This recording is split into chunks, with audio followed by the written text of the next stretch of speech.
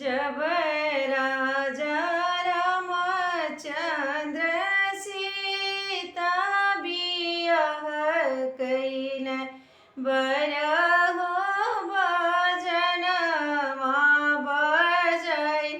जब श्री रामचंद्र सीता बियाह कईन बरहो बजनमा बजाई। बाजेला बाजा हो बाजे सहनाई। सहर गरद उठी जाय।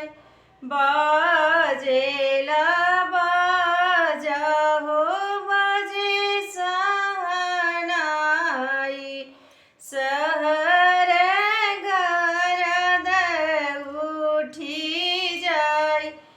सोने के तागे पात सोने के सिंहोरवा हो।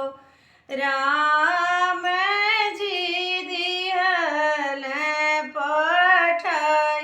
सोने के तागे पात सोने के सिंहोरवा हो।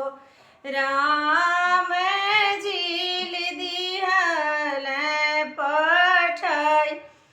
ये सब कुछ पहिनी सीता मड़वे में बैठेली।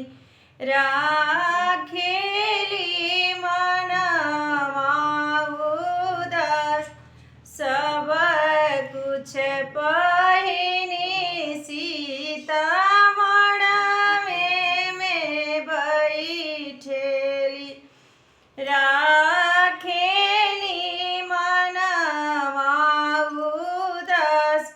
हंसी हंसी पूछेल बेटी के बाबा। काहे बेटी मनवा उदास।